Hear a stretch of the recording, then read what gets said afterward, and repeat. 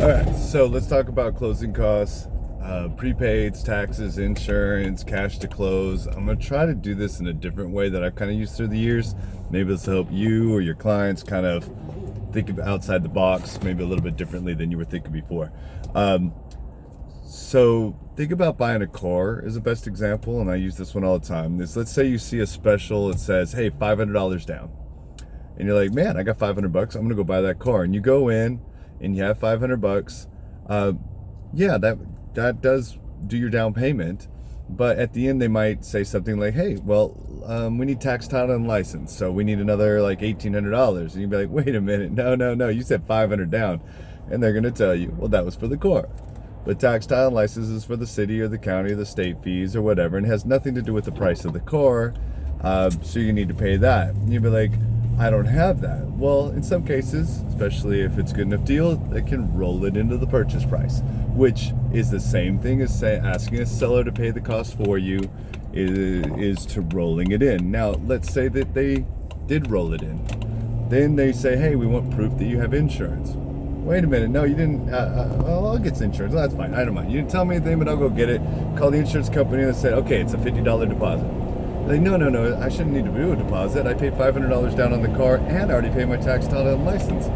They'll say, "No, that has nothing to do with insurance. You gotta have insurance and we require a $50 deposit." Well, normally you can't roll that in. On a house, you could, but depending on your loan program. So you would need that money as well. So when you're buying a house, think the same thing. Yes, you may have down payment. You may not.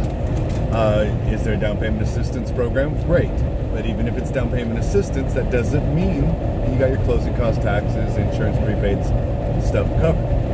Two, even if the seller agrees to pay your closing cost, what is your closing cost? What are you thinking your closing cost is? A lot of people think the closing cost is the stuff you pay at closing. But not all of the stuff at closing is actually cost. Some of it is taxes, insurance, and what we call prepaid items. So you've got to be prepared for just the total cash to close. Total cash to close will be down payment plus closing costs plus taxes, insurance, and prepaid items. And a prepaid item, if you don't know, is like paying a year of insurance at closing. Obviously, you sell the home a month later, you can cancel, maybe get 11 months back. So it's prepaid. It's not an actual cost. Having those numbers properly done, and they can vary from one bank to another. They can vary based on each insurance company you have.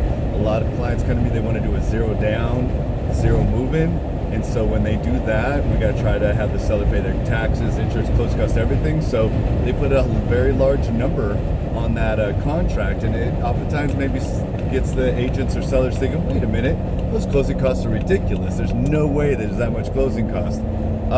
It's not all closing costs. There's cash to close that is not closing costs that the buyer is trying to get covered. Now, why would somebody do that? Like, "Oh man, that must be high risk. They don't have money. They can't get this stuff done. This is a risky situation."